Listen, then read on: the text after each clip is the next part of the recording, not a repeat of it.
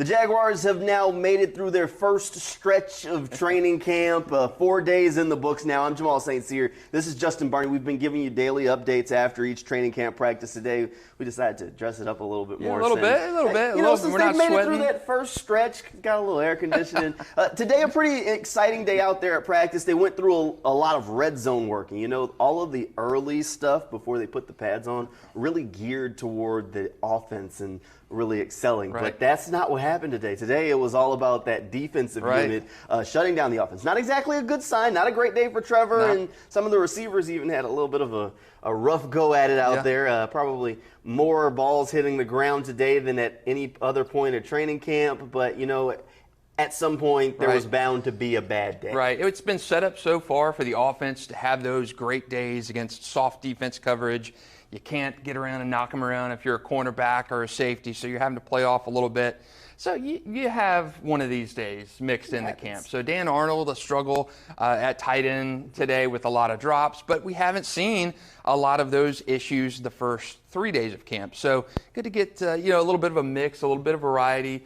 Great days for the offense, nice bounce back day for the defense. They're off on Friday, and then Saturday and Sunday is kind of the day that I'm looking forward to. Sunday's the day things get real. That's when they put the pads on for the first time. We're looking forward to. And they can't ease into it because they have a game next week. Right. So they really have to take advantage of every opportunity. Play of the day today by far goes to the Shaq attack.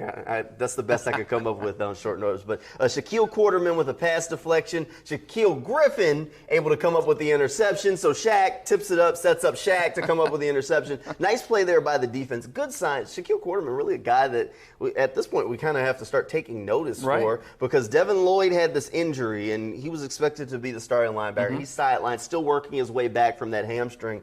Slide in Shaquille Quarterman, who now gets to kind of work with that starting defensive unit, and he's looked pretty good. He even draws some praise from Doug Peterson this morning before practice got underway. And then he makes this play of the day today. So he might be a guy we have to keep our eyes on. He may be in line to get a little bit more playing time than everyone originally expected. Right, and he was a guy that, when you make these draft picks like they do, free agency signings like you do, you invest a lot in a linebacker in free agency. You invest 2 high draft picks in that position in the draft, a first-round pick and a third-round pick. Those guys are expected to start, So where does Shaquille Quarterman fit into this mix? He's an Oakleaf guy, North Florida graduate. So, it's a guy that knows the area well. People here know him, want to see him succeed. And you maybe thought with all those transactions that he may be a guy that's squeezed out, but camp days like this show that he's in that mix somewhere. He has a shot. It's all about how you respond, and he's clearly responding well. He's fitting in, and he might have a shot at earning some more playing time. We'll have to see if he can hold off Devin Lloyd and Chad Mootman to hold on to that. But, he's a guy who, if he's showing out in shorts, he'll be just fine when the pads come on, because that's what he's looking forward to. I can guarantee you that. So we've kind of talked about our daily MVPs. So since they're going to their first off day tomorrow on Friday, let's go ahead and do an MVP for the first stretch. How about that? Yeah, I think it's a good idea, and I think if you kind of slice it up and almost compartmentalize the defense, kind of the back half of camp, Tyson Campbell with a great Wednesday, defense today with a great Thursday at camp. The offense, first 2 days, they were kind of the headliners. Trevor were leading the way. has been good. So my camp MVPs for the first slice of practice. Remember, preseason opener's a week from tonight. Not much week time. From tonight. Yeah, so we're almost there. We're right. We're a week away from that Hall of Fame game. So having seen a lot more of the offensive movement, I saw some defensive flashes out there, but I'm going to go with kind of that offensive front there, the Trevor Lawrences, and with the receiving unit as a whole. I've been impressed with all of the pass catchers, and not as necessarily as much tight ends wise, but those skill position receivers like Quan Treadwell has been good.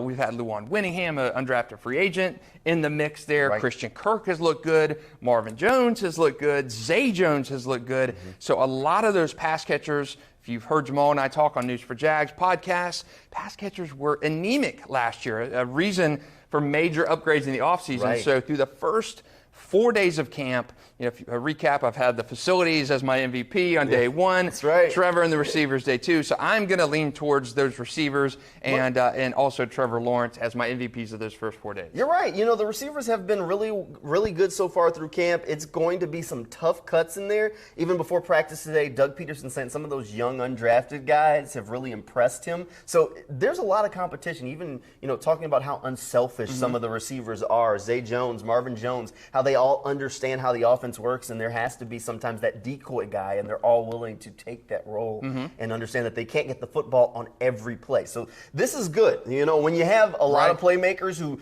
can get the ball into their hands, Doug Peterson should have a chance to get very creative and move guys around. So that's a good sign for the offense. Since you went with the offense, I'll go to the defense for my first 4 days MVP, and I'm going to go Josh Allen. So yesterday he had what the coaches blew whistle for 2 sacks. So that's, of course, a pretty good day when you start talking about a defensive guy. Even though there aren't pads and it's tough for the offensive lineman, 2 sacks is 2 sacks at the end of the day. So definitely good there. But Josh Allen, because of the leadership, is really the reason why I have to give it to him. I mean, every day after practice, last guy off the field, spending time helping Caleb Von Chase on work, Trayvon Walker, any of those young defensive guys that want help, Josh Allen spends time before and after practice helping to coach them up. He is the type of leader that the Jaguars need on that defensive unit, and he's a guy that you can almost tell that he was molded or talked to Calais Campbell very early on in that rookie year, and he's taken and filled those shoes that were left open when Calais left to a T. He is that guy now. He's the leader on this unit, and they will go as he goes. I know he said earlier this week that he wants to be the best defensive player in the NFL.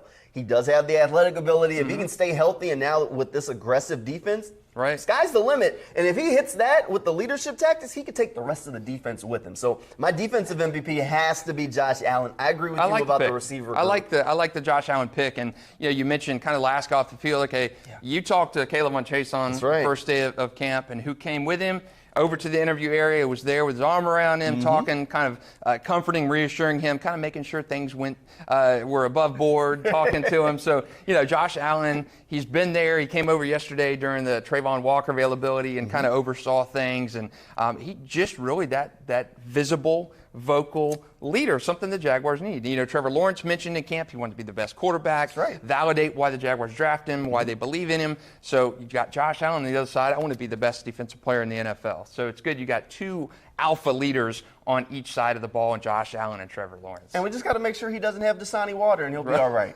You know, apparently Josh Allen doesn't like Dasani water. That's posted on the News4Jags Instagram if you want to check out why. So thanks for checking in with us for your training camp update. We'll be back next week when the Jaguars get back on the field after their off day. And of course, those pads go on Sunday, so that's what you want to stay tuned. Of course, all that's over on News4Jags.com. I'm Jamal St. Cyr. This is Justin Barney. We'll see you next time.